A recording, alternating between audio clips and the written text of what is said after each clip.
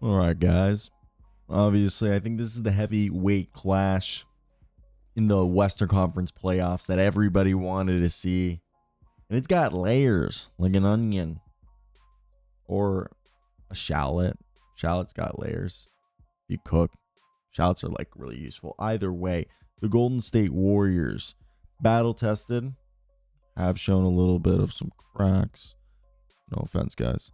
And they're going against the Minnesota Timberwolves that during the regular season, you would have said, all right, maybe they're the ones that could be questionable. But not only are they young, hungry, and locking up people on defense, let's break it down. So, obviously, we're going to first talk about the Warriors, but I do want to say the Wolves, they're playing playoff basketball in an old school way. Defense, rebounds, letting Ant cook. Especially just letting get into his spots, but he's also creating for others. They smothered the Lakers, held them under 101 points a game. And if their three ball starts falling again, I think trouble is the easiest way to explain it. However, the Golden State Warriors got the cheat code, and that is Steph Curry. I can't say anything else. If the guy goes nuclear, and if Butler starts playing like he does and turns back the clock to the playoff runs he did during his time with the Heat and turns it back into playoff Jimmy like he showed at times, I think the shooters around him, B-Pod, Buddy Hield, this could become a shootout. And then you got Gobert, Randle, and Naz Reid throwing elbows and grabbing rebounds in the paint. Will Draymond Green and Rudy Gobert explode? Will Quentin Post be enough? Kevon Looney? So here's a question before we start today's video. Obviously, if you made it this far, I want to hear, who do you think's going to win? Who do you want to win? And how many games? Hit the like and subscribe button. Go check out my work at hoopshype.com. Multimedia journalist there, doing NBA coverage and do all the draft stuff there. Either way, let's get right into it. The question is can Steph and Jimmy outgun the Wolves defense? Or does Minnesota's size, physicality, and Anthony Edwards' superstar leap send the Warriors home? So let's strap in. This is going to be a battle, maybe even a war. So let's go ahead and talk about it. And we're going to start with recency bias, and that's the Warriors. Not like in my head, but like in the sense that, oh, the Warriors were the most recent team you saw play, so they're fresh in your mind. And then the Wolves had an easier matchup. So let's just talk about it. And what do I think? Let's just take a breakdown of what the Warriors did in the playoffs and how they kind of grown since the regular season. And I think the Warriors obviously reliant on that Butler Curry duo. If they're going to win something, it's going to be because of that duo. And between the two of them, they're scoring over 40 points a game. Throw in B-Pod, Moody, Buddy Hield, which we all saw the explosion he had against the Rockets, and the ball movement that they have. Plus, B-Pod has been a glue guy, two-way player. I know there's been moments in the series hasn't been great, but the 37% three-point shooter, he's able to help them. Now, what is the glaring weakness? Looney, Draymond, Post, Trace, Jackson Davis aren't going to have the same physical advantage or matchup that they did against the Rockets. And I know Steven Adams, Shagun, Jabari Smith, it's not like they played a small team. And Draymond has shown his ability to play up to that standard. However, Draymond and Buddy Hield. Draymond is, in terms of his shot, wasn't falling during the series. I think that can turn around and it won't be a huge impact. But Buddy Hield until the end of the series, like he sometimes was struggling to shoot the three. So I understand that is going to be the biggest thing. But with their motion offense, obviously they do a great job of reading and reacting under Steve Kerr and having in-game adjustments and just keeping the ball movement and having Jimmy Butler. I know the free throw numbers aren't as high, and I think that's because if you look at like a stat view on the whole series, the free throw numbers aren't as high as you would want a team like the Warriors to have in the playoffs, due to the fact that you want to get those moments at the line to take a breather and just to continue going downhill. A guy like Jimmy is going to be able to do that. And I think if you look at the Warrior stats, they didn't have that many during the playoffs, 14.5 as a team. But in the last two games, 14 free throw attempts in game 6 for Jimmy Butler. And in game 7, he had 5, but that's because it was a bigger win. In game 4, he had 12. So that's what you want. As much as you guys might hate free throw drawing, it gives you an emotional edge, and just having a downhill player like that is going to allow you to just physically impose your will and just kind of maybe grind and deteriorate morale throughout a game in a series. B-Pod, Buddy Hield, Moody, I think it's this trio that gives you realistically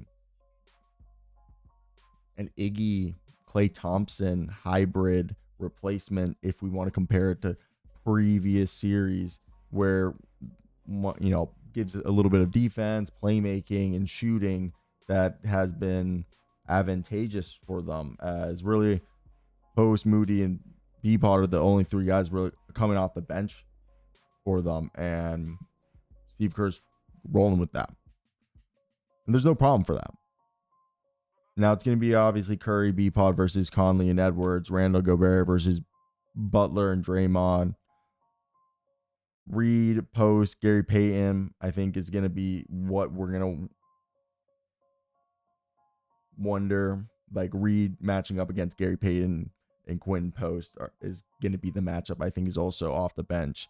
Now, the Warriors are going to want their 2 stars to just go off. Butler needs to get to the line, slow the game down, hit his clutch shots. B-Pod, Moody, Post, and Hield, they're going to have to just stretch the floor. The team's going to have to collectively rebound at a high rate. I understand when you look at this. I know there's minutes where I know both Trace Jackson Davis and Kevon Looney averaged under 10 minutes a game, but I think they can still be trusted in short stretches for rebounding, screening if they're needed. And I don't know if the come bucket's going to be in there. So let's get into the Timberwolves. I feel like I rambled. I'm going to give them equal time to both teams just because, like, I don't want to seem like I'm biased or anything. If in reality, I actually grew up a T-Wolves fan. I was born in St. Louis Park. All right, yeah. Granted, my dad moved back to Argentina, met my mom, and then they had me after they had my older sister in Buenos Aires, and then me in St. Louis Park, and then I moved to Orlando, and then Baltimore, and then Kansas, and now I guess like Fort Lauderdale, Miami. Like you wouldn't know where like Cooper City, West Pembroke Pines is. Now let's just get into what I was saying. So Timberwolves, we got to be honest, guys, right? The Timberwolves are the favorites. I don't want to upset Warrior fans. That's just, let's take a slice of humble pie there and say, I mean, I don't know what the odds are. I haven't looked at them, nor do I bet. I don't have a problem with betting. It's just not my style. Anthony Edwards is playing MVP ball, and I think you should put money on him being MVP next year. Like, not even kidding. I think that's a whole thing. So let's talk about it. Who are the Timberwolves? They're a team that I think Edwards got better doing the same thing. Maybe his numbers efficiency wise isn't as well, but you got Julius Randle averaging 23 points a game, being that secondary shot creator and playmaker for everybody, hitting the three. Rudy Gobert, what he just turned into like an incredible rebounder and just the dominant performance he had. And then Jaden McDaniels having a big, offensive role and still obviously being their defensive spearheader on that, on the perimeter with the anchor in Rudy Gobert cleaning everything up. And then Anthony Edwards is a great defender in his own right when he locks in. Reid just coming in, spacing the floor, being able to score in bunches.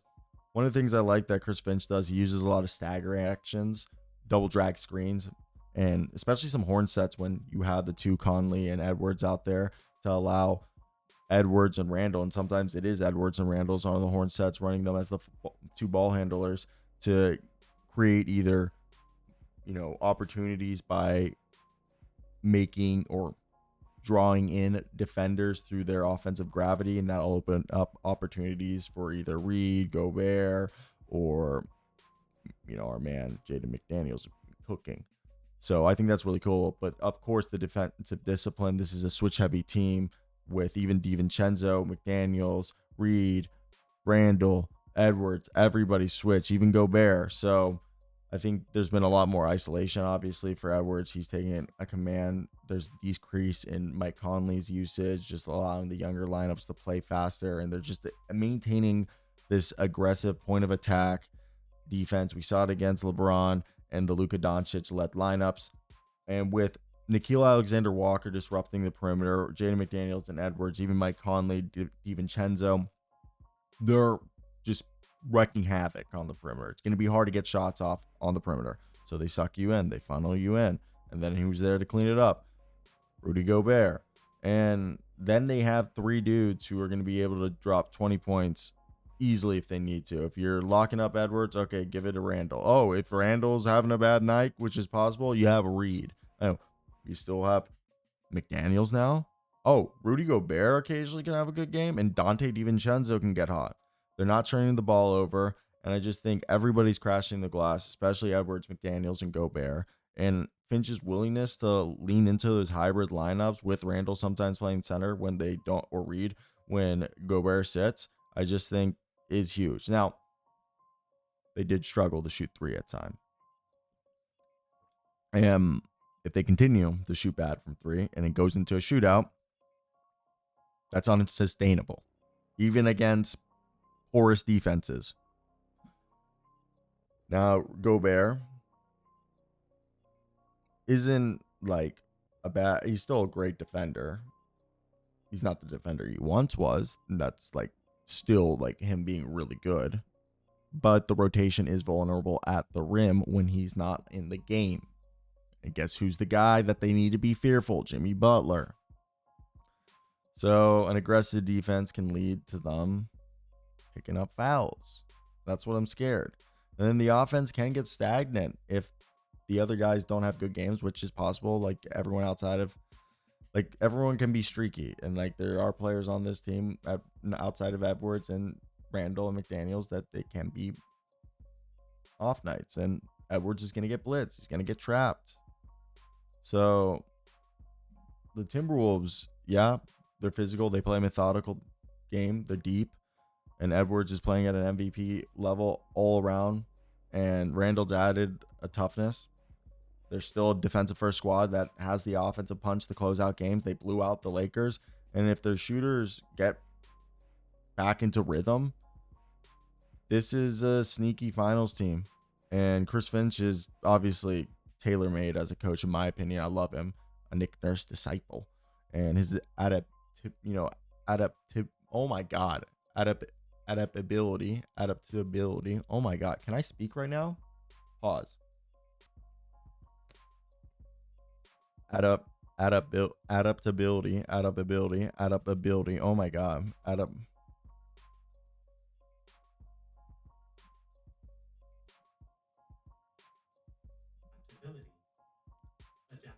Adaptability. his adaptability has shown, I think. All right. And the fact that I had to struggle with that word made me feel like I went back to the first grade. So, adaptability, two themes for both coaches. Adaptability. I can say the word, guys. I struggled. My mouth was dry. We got water. Stay hydrated. Let's break down the matchup. That was a lot. I felt like it was a lot, but it was fun. And to me, I think when we put together both teams, one of the biggest things is which team has the upper hand. Well, I think the Timberwolves were able to hold the Lakers, as we said, under 100 points per game. They're an incredible defense. Between Randle, Ant, and McDaniels, what's that? 40, 67 points.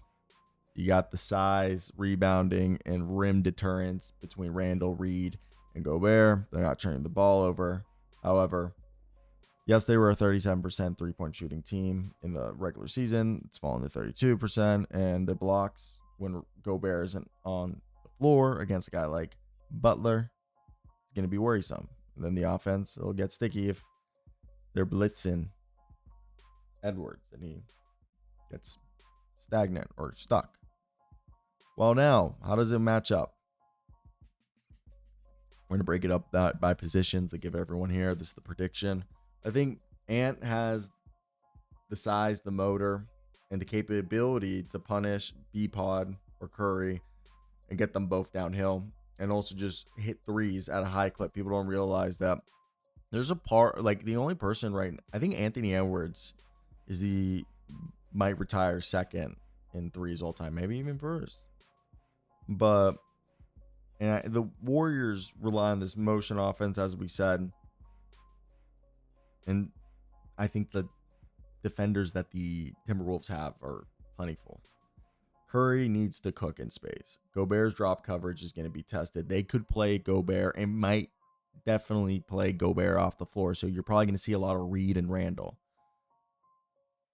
I think unless Curry drops 30 consistently or Jimmy Butler punish them and the Warriors just keep going scoring in this backcourt battle. But in the backcourt, I think the Timberwolves have the edge with Conley, DiVincenzo, and Edwards just being able to potentially just lock them up and outscore them if we're doing this as a Curry healed B-Pod versus Conley, Edwards, DiVincenzo backcourt battle.